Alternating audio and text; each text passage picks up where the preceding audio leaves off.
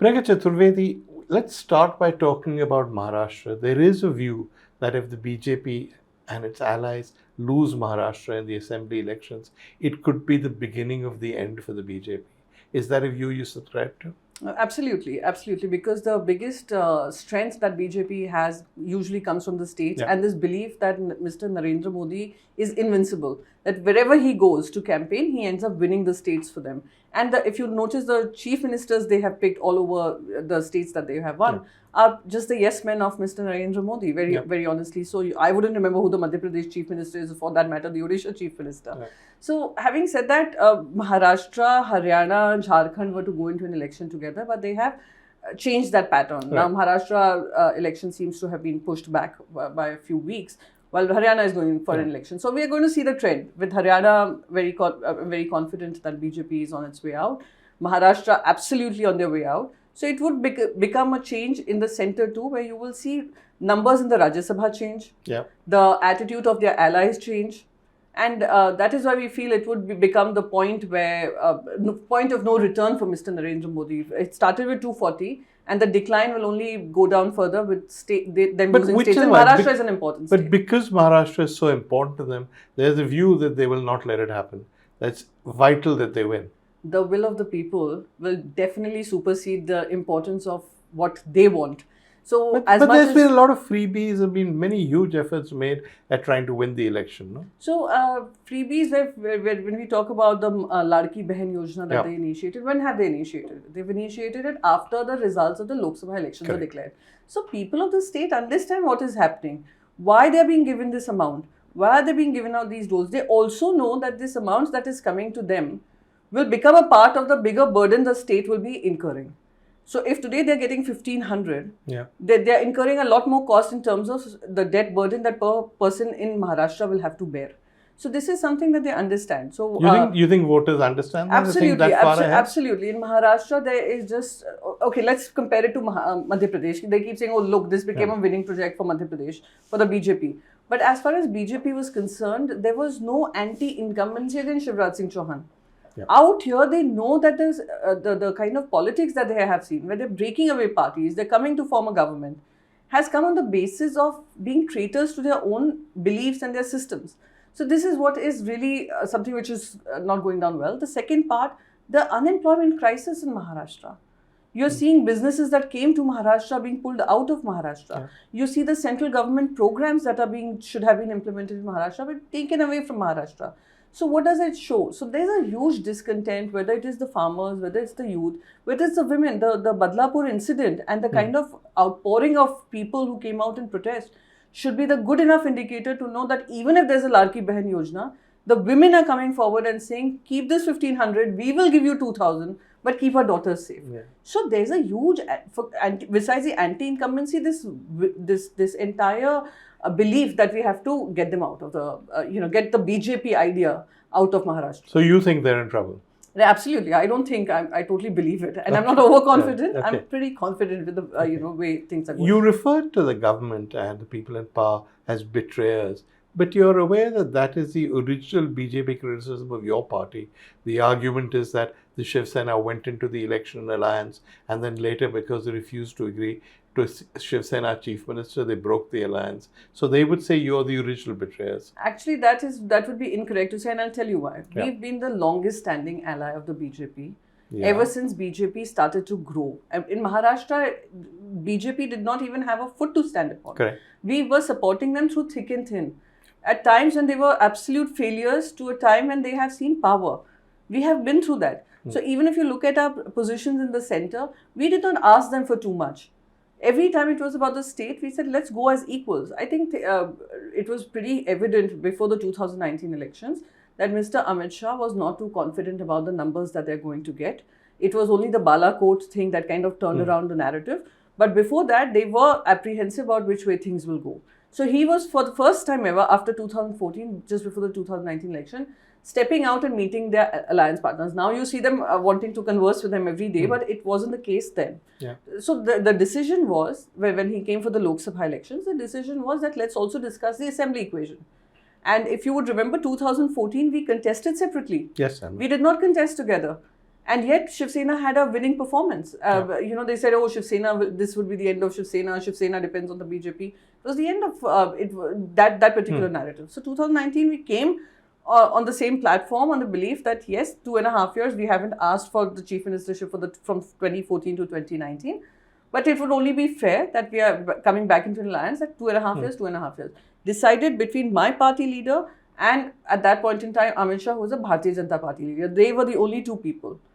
And we have not ever, Mr. Amit Shah might continue to deny it. We continue to challenge him that come and talk to us. Let's have a face-to-face on this particular issue. But anyway, so they might think of it as a betrayal, but we think it was important to at least ensure that alliance dharma, that for 25 years that Shiv Sena was adhering to, was also adhered under this entire new dispensation by the BJP. And if that doesn't work, equations have changed. Equations can change in every political party, and political party will function on the basis of what its party cadre wants and what its people, what the people of the state expect from them to do. So we did what we had to do at that point in time, not just for our party, but also for this new dispensation to understand that things cannot be on the basis of what they decide. No, I accept that. It's probably an accurate version of events. But it still doesn't change the fact that the breakup was about the chief ministership. It wasn't over ideology. You appeared, as you said, for the last 25 years to subscribe to a Hindutva ideology. When you broke up, there's actually been a change in the things you believe in. You don't seem to be a very Hindutva-oriented party today. So how do you explain that? No, that would be incorrect to say that we are not a Hindutva party, because Hindutva party would be working on the basis of what Hindu religion is all about. What is our dharma teaching us? Does our dharma teach us to create fights amongst our own? Does our dharma teach us to be disunited? Does our dharma teach us to discriminate? My dharma doesn't teach me. I'm sure that's the religion even you follow. That not creating. There's a difference between following Hinduism and following Hindutva. No, so for us, what the concept of Hinduism and what they follow, their politics has changed a lot, and their politics has moved from, like Aditya ji says, हम घर में चूल्हा जलाते हैं, ये घरों को जलाते हैं. That's a total difference that we see under, let's say, an Atal Bihari Vajpayee era versus this era.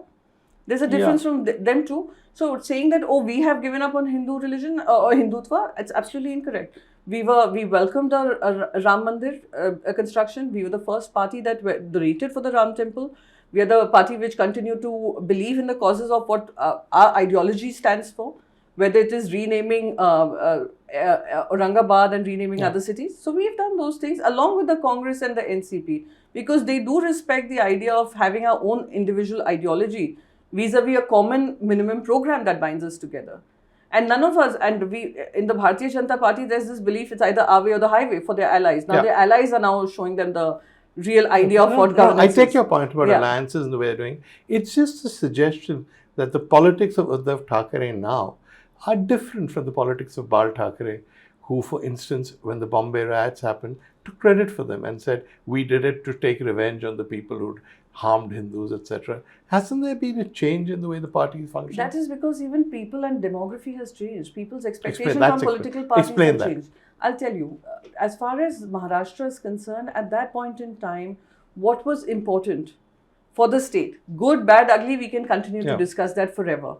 But at that point in time, a leadership like that was needed. That is why he became very revered, as well as something that he started from the Maratha movement, where he ensured that government jobs also get locals most of the time at that point in time. And let's be fair, in Maharashtra, the government jobs are not given to Maharashtrians. So it started with that. And then it also started with this idea of your commitment should be to your motherland, not to your religion or your religious beliefs. And that is what Shiv Sena continues to practice. That our biggest, what is my religion about? My religion is to be true to my motherland. And that is what we are continuing to speak.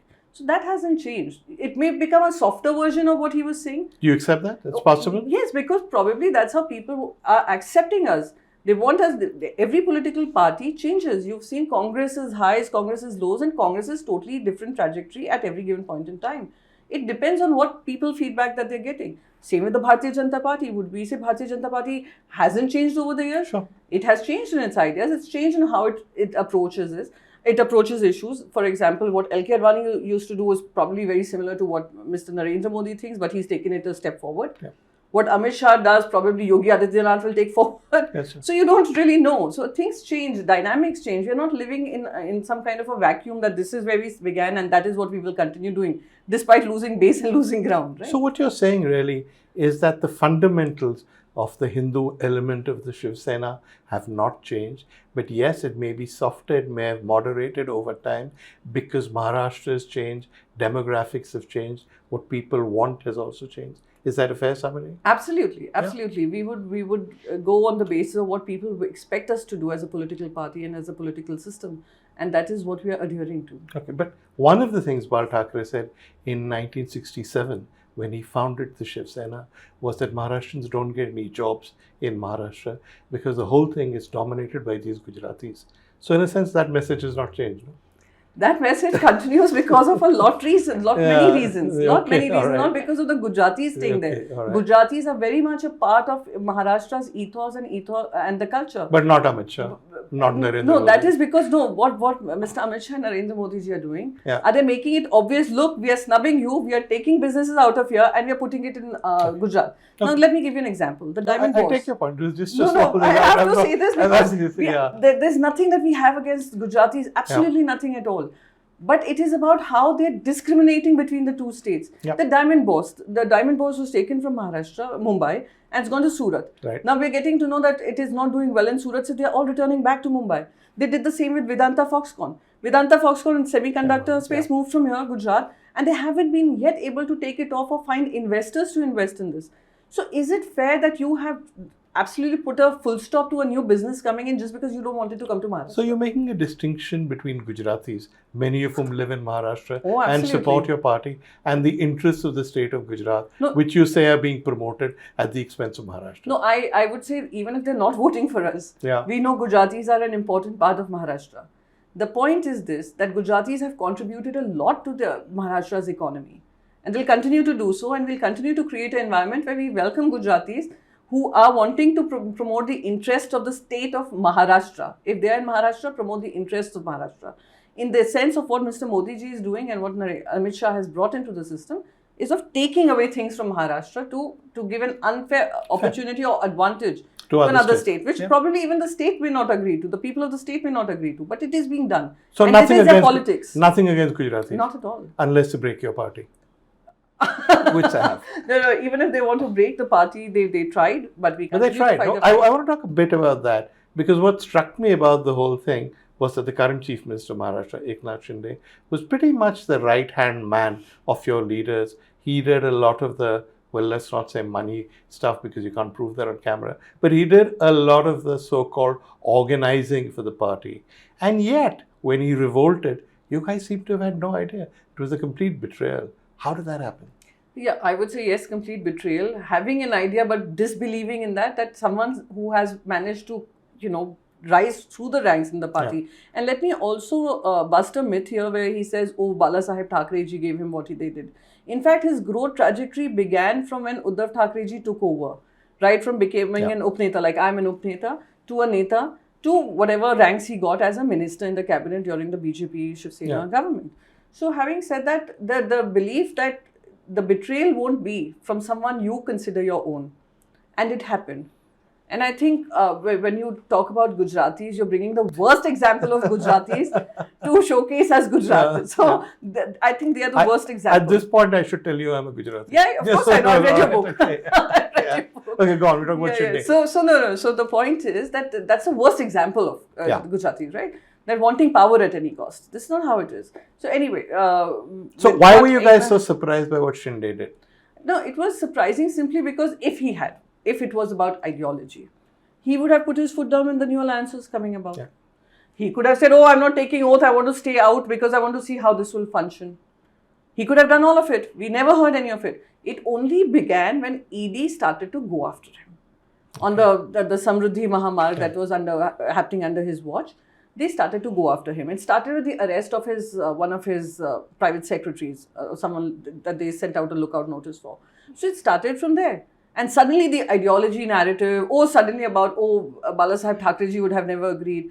And like Aditya ji has been saying, and Uddhav Thackeray ji in many of his interviews has said, that Uddhavji called him twice, that these are rumors I'm listening to, these are, this is the information I'm getting. In case you're interested in becoming the chief minister, let me know. I'd be happy to hand it over to you, but not at the cost of the party.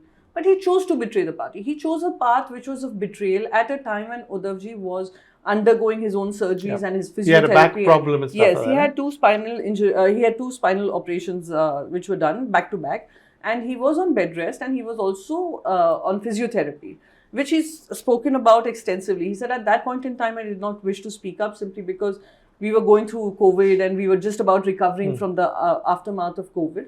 And whatever business was being conducted through virtual, connecting with everybody virtually. So everything was being handled, and those in the know knew what was happening, including the allies. But what he seemed to do at that point in time was to take opportunity of the fact that Uddhavji's trust at that point in time was heavily dependent on his senior leadership, and you betrayed that. And why did he do it? The ED element is one. So was it fear or was it greed? Or both? He clearly wanted to be the chief minister. Yeah. And that is something but they didn't promise him that. Originally, Fadnavis seemed to think he would be chief minister. Till he was told he also said, "Me punha yein, I will come back again." That's right. And he came back as 1/4 deputy, 1/4 chief minister. So you are now 2 deputy chief ministers. And again, now look at the entire khichdi that has happened in Maharashtra. You've taken a part of NCP also. You've taken the person you were speaking about being a man who headed 70,000 crore worth of corruption in Maharashtra. Against whom you had investigations, cases, all of that. And they had started it, they have shut it, they've done what they feel like doing. Then there was cases against Mr. Praful Patel, that was also shut. So anyway, I wouldn't want to get into that space, but the idea is... But so explain that to me for all of us. Explain that to me from people from the outside. So is betrayal like an essential part of Maharashtra politics? Because we've seen it in both your parties, in the Shiv Sena and the NCP. So, and also, let me also remind you that this is not the first time Shiv Sena is seeing a betrayal. When was the first time? If you remember Raj Thackeray. Okay. He moved out of the party at a time when Uddhavji was announced as the leader. So the party line is that was a betrayal? Absolutely. Okay. That was a betrayal. Coming from your own, right? Yeah. And then same with Chhagan Bhujbal, when Chhagan Bhujbal tried to do that. Right. He went to the NCP. So yes, so we of course understand that. But this was at a point where Uddhavji was unwell. Then also we were moving into a new alliance. We were settling in with a new ally and wanting to, kind of change the kind of narrative that was being spoken about, that, oh, this alliance will not last together, alliance won't do well together. We're doing all of that with giving equal importance to every single senior leader. But for them to say, oh, ideology. What ideology are you talking about? You're sitting next to Ajit Pawar, who you had a problem with when you left. Yeah. To give Mr. Shinde his due, he did manage to take a lot of your MLAs with him. Yeah, he did. So did Ajit Pawar. Yeah. So the point is, MLAs are going along with the belief that we will get up funds, we will get funds to work, we will get funds to do what we want. So they want to be in... Funds to work is different from funds to do what we want. Everything comes under development funds. Okay, So we've started to identify that as khoke funds and dhoke funds. Yeah. So, right? So this is what they're doing. And what is unfortunate is a state which is prosperous is now having to handle the debt burden that's coming with it.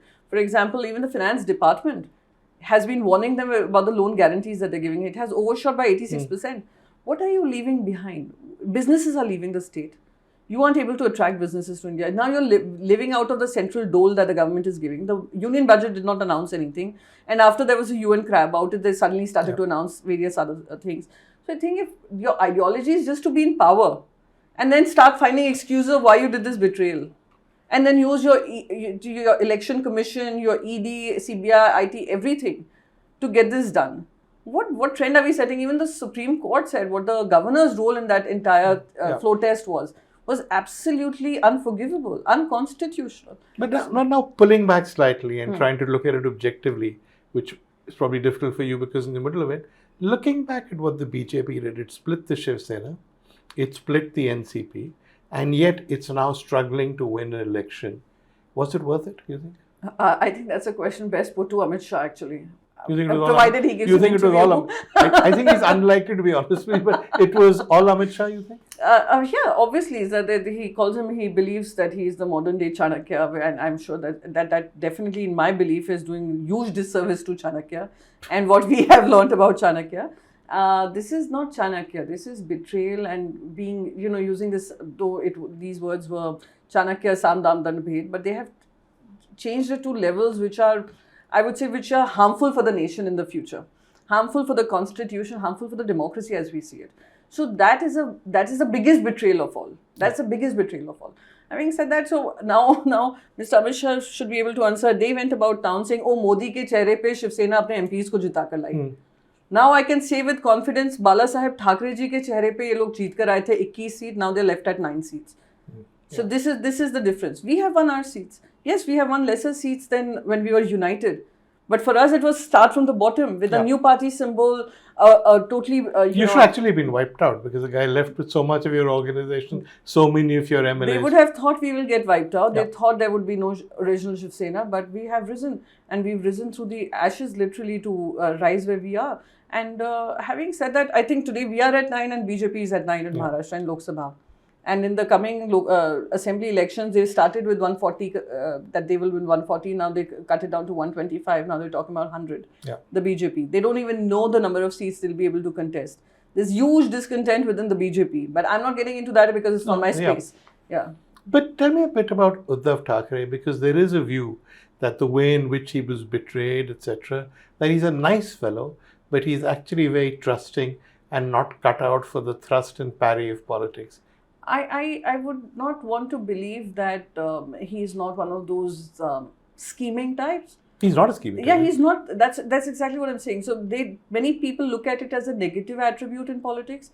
I see it as a very positive attribute, that what you're committed to, what you have committed to, you adhere to that, which is very rare in politics. So I think it's time, because now we see a lot of people engagement with politics, people also wanting to engage with politicians, that there are politicians who are genuine to the cause and genuine to the belief. So those who don't believe in this idea, they moved on. I remember this, and I can now say it. It was when the party was being split, and Mr. Shinde had gone to Surat. And that evening we had a meeting of all the members of parliament, where Uddhavji had asked all the members of parliament to be present. At that time, all of us were there. 13 of them left the party after 2-3 meetings that we had. They felt their future is more secure there, so they moved on. Many of them did not even get seats, many who contested lost. But anyway, I remember him saying just one thing to us, and I think my respect for him grew like 1,000 times over when he said, "I have given a word to the Congress party and the NCP, and I'm sticking by my word and my commitment to the Mahavikas Aghadi. Those who agree with me can stay by me. I'm willing to fight this out alone. If y'all want to stay with me, y'all can join this fight, or y'all can go. Because I'm not going to be arm twisted into taking decisions on the basis of what suits your fancy. Or because ED, CBI, IT is going after you, you will ask me to betray the commitment that I've made to these two political parties." And I thought that was just so impressive, that here's someone like me who came out of totally no political family, in the belief that yes, I'm going to change my politics. And out of the Congress party, but we'll talk about that later. And out of the Congress party, in the belief that I'm going to change how political system works. And seeing your leader right there saying that I have given my word and this is my commitment, and I'm not moving from this. So if y'all think y'all do not subscribe to this idea, y'all can move on. I will fight this battle alone. And that gave us so much more strength to fight. And it seemed like an impossible battle, to be honest, in those days. Huh? Yeah, exactly. We were fighting fake narratives. We were fighting fake news. We were fighting this entire ideology thing that was thrown at us. We were fighting about the symbol. There were so many fights to fight. And right from you were fighting the central government, which is so powerful. Yes, keeping the cadre together, to keeping them motivated, to also fight our symbol, the symbol fight in the election commission, then the Supreme Court, and we're still fighting the case in the Supreme Court. We would hope that Supreme Court would prioritize this, with all due respect to the Supreme Court, for all the suo motos they take. Grateful to them. But it's time that we set a trend that today what you're seeing. So in Haryana recently, I read one of the ministers saying that ठीक है अगर Congress जीत भी जाएगी, 10 महीने या 5-10 महीने बाद वो हमारे, we will form the government. यानी the confidence with which they speak about betrayal, about undermining constitution, can only come from a fact that we haven't set a strict narrative that this is unbecoming, unholy, unconstitutional. And that can only come when our dear apex court decides that let's prioritize this. let's make it mandatory that nobody messes around with the constitution and finds loopholes in the constitution to prove to kind of come to power. Okay, that leads to the obvious question. You changed parties. Yes. How is that different? Yeah, I did change party, and that is something that is always thrown at me. But I again... but with reason, no? It's a reasonable absolutely, question. Absolutely. Did I go for politically... was it Why did you leave? I've never quite understood, because you were like the most effective spokesperson. I wish... You were completely into their ideology. You spoke about it so eloquently, and then one day you left. Exactly. You know, 48 hours before that, even I wouldn't know I would be taking this decision. So it was very tough for me. And 48 hours before that, I had done this huge press conference, which had got a lot of coverage on the Amethi candidate at that point in time. I wouldn't have known 48 hours from now I will be quitting the party. Would you say it was because of political opportunism? No. Nobody chooses in 48 hours that, they've got a better political opportunity. But why? There was a reason, and the reason was that something I've firmly believed in, and I continue to believe in, that women's issues and women facing any kind of, harassment has to be addressed on priority. This was my belief every time I've spoken, and the commitment comes out of how I speak about it. So I had faced I would say there was an incident in Mathura that had happened 6 months. I mean, it was in the September 2018, where I was asked to do a press conference on Rafale. And when I went there was a lot of pushback coming from the local leadership there, the Congress leadership. And they disrupted my press conference. They spoke badly to me. They barged into my hotel room. I say this today, and I still almost have tears in my eyes every time I bring it up, because I was with my mother-in-law at that time, and a lot of rubbish was spoken in front of my mother-in-law about right from how she rose through the ranks, etc. Nobody talks about a woman's talent and what she brings to the table. What is the easiest to do is to character assassinate her, and that was being done right in front of my mother-in-law. And again, when my family felt that I should file an FIR against them, I chose not to. I said, let me give my party a chance. At that time, Ghulam Nabi Azad, and you can always check with Ghulam Nabi Azad ji now that he's left that party. But Ghulam Nabi Azad, I had approached him, he was the in charge, and I said, something like this has happened. He said, don't you worry, we will take action against them. I did not go to Rahul Gandhi, I did not go to Priyanka Gandhi, I did not go to Sonia Gandhi, because I believed that Ghulam Nabi Azad ji would address it, and he addressed it. He suspended some people. But when, there was a new in charge that took charge of Western UP. That time, Eastern UP was given to Priyanka Gandhi, Western UP was given to Jyotiraditya Scindia.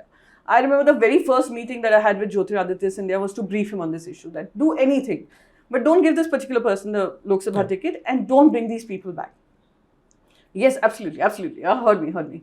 But as soon as the 2019 elections came, I got to know he's got the ticket. I still felt that his team has already been disbanded. Those people are not in the system, so it's okay. The day I left the Congress party, a week prior to that, I got to know that those people have been reinstated. A reinstatement letter has been given that their apology has been accepted and they are being reinstated. I did not even know that they have been reinstated, by the way. Only when the local leaders called me up and said, do you know that they have the bag? For me, it was a moment of Aryapar. I spoke to my party leadership. I spoke to all of them. Things was told to me that, they had sent you a letter, which I never received, of an apology. So I said, if it was probably your own children, would you all have taken this disrespect? And what do I teach my own daughter? That it's okay to just keep quiet? What do I teach my son? That it's absolutely okay to be a boisterous, nonsensical person who doesn't respect women? And that is when I did what I did. I waited for 1 week. There was nothing coming from anybody, because everybody prioritized the elections. We had Jyotiraditya Scindia, who was contesting the seat of his life, and he was also in a tough battle. It was not priority to him. I wouldn't want to get into whys and why nots, but the point is, this is my story. But didn't you go and see anyone senior in the Congress? Didn't you go and see Rahul? I mean, you're talking about the condition of women, and that party was led by Sonia Gandhi. No, yes, it was. But like I initially told you, these were not the people I approached, because I expected the ones who were given this charge to do something. And there was something that was done about it. It was addressed. But it was reversed, no? Even then, it was not just reversed. Let me also tell you, despite them being suspended, that particular person who contested the election continued to threaten my parents. My parents are not allowed to step into Mathura. I have suffered all of it, but I never told the party, because I was happy about the fact, listen, they have suspended the 6-8 people. They have taken action on my that bad that your parents were threatened? Yes, they were. And my father is so attached to Mathura, because he used to go, he's from Mumbai, he's living in Mumbai, but he used to keep going there. But my parents kept telling me that, this is happening. I was like, no, but my party has taken a stance.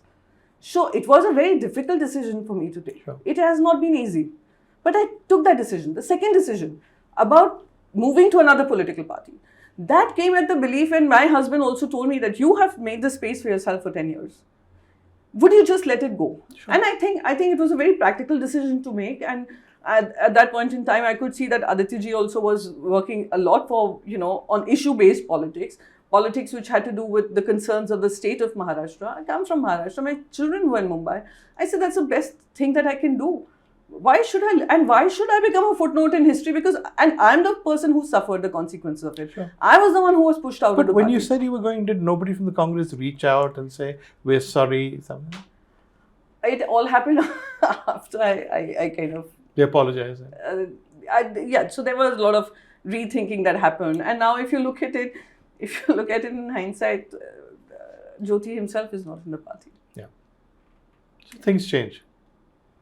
Yeah, obviously it did. I'm sure they would have felt that things were not the way it should have happened. Things could have been handled better. But finally, anybody's come and told me that. They haven't come, sir? But no. I mean, not that I'm asking. But have you met Because I've Rahul, been pretty Sonia, happy. anyone after that? They have been extremely respectful, extremely dignified. And I'll continue to say this. One thing that I have learned from all three of them is how to handle pressure and how to be dignified under pressure. I think that there's a lot to learn, and I'll continue to learn from everyone, even my opponents, including Mr. Modi. And Mr. Shinde. But you ended up on the same side. Not Mr. Shinde. There's nothing. That sounded too high-minded. But you ended up on the same side as the Congress, ironically. No? Yeah. So I remember when the alliance happened, and meeting the same people you spend time with, and it was good, it was nice, and all of them were also very welcoming. That, see, Priyanka, we didn't let you go too far. We've come to take you back, kind of a thing. So it was good bonhomie. But I'm extremely happy with Shiv Sena for what they've done for me. Personally, while I was one of the many strugglers who struggles, and they acknowledged my struggle, they acknowledged what I could bring to the table, and they have given me the kind of respect which I think in politics, for someone to come from absolutely zero political background to this space to this big platform that they've given to me, which is a Rajya Sabha. And every time I'm reminded of how the number of seats are limited in the Rajya Sabha, and they chose me over everyone. I think that in itself makes me very committed to the party and how they have given me the respect and the space. But women still have a tough time, no, in Indian politics. For instance, there was controversy saying you were drunk on television, that time, which they wouldn't have done if you were a man. They wouldn't. I'm character assassinated almost every day, right from saying that she went on a Davos trip and she was part of the state-sponsored trip, which I've never been to Davos, but now I'm committed to going to Davos next year. Whenever the World Economic Forum happens there, I'll probably go. Presumably you were not really drunk on TV. Of course not. Just to get that on record. No, it's absolutely okay. So they can continue doing their 5-second clips, 10-second clips, or whatever they want to do. But a lot of things, like I said, it is never about what a woman brings to the table, her capacity and what she's doing. It's always about, oh, look what she's wearing, oh, look how she's talking, look who she's hanging with, look where she's partying, look what she's drinking. Why should I be answerable as long as I'm getting my job done? Yeah. Right? So judge me on my work. Don't judge me on my whatever little activity that I have on Instagram. They're picking up photos from Instagram and putting on Twitter to troll me. So, okay, if that gives you your fun and that gives you your 2 rupees for the day, please take it. But it must be dispiriting, not to be a woman in politics. It is. It definitely is. And that is why it makes me all the more committed to continue fighting this fight. Because that is when I said I did not want to be a footnote in history, and that's what I'm grateful to my husband who stood by me through that moment in time to take that tough decision that you're changing your political party, because I just it's so easy for a woman to give up because she's being trolled, she's feeling and she goes back to her family and go back to your family, go back to your business, and it's so much more easier not to start a podcast or become a one of these analysts on television, earn your money and just move on. But that was not what it is, and that is why every time they troll me, the more I'm committed to go fight this fight. My children read the comments sometimes, and they initially they used to feel bad, but now they laugh along with me. when we read Well, the that's comments, good. especially Yeah. on YouTube, you know, like I keep telling Jaya, you know, Jaya ji is also a dear friend of mine, so I tell This is Jaya Bachchan. yeah, Jaya Bachchan ji, so I tell her, look, now this is what they're saying about me. Look, this is what they're saying about me. And to be someone like her who just totally doesn't care about Yeah. what is being spoken about her, so that No, has, she's I think very- I'm also reaching that she's- stage now. Yeah, she's a good role model. She's Yeah, very you gutsy. continue to fight your fight and let people have their own opinions about you. You're not answerable to everybody. You're answerable to your own conscience. You're answerable to your family. You're answerable to the people you are associated with. That's it. And it's worked out for you, right? You've Absolutely. lived life that way, and you've done well. Unapologetically and happily so. And you've done well for yourself. Thank you so much. And presumably, because you're young, there's much more to come. God willing. Lots and lots of luck. Thank you so Pranksha. much. Thank you for doing this. Thank you so much. Thank you.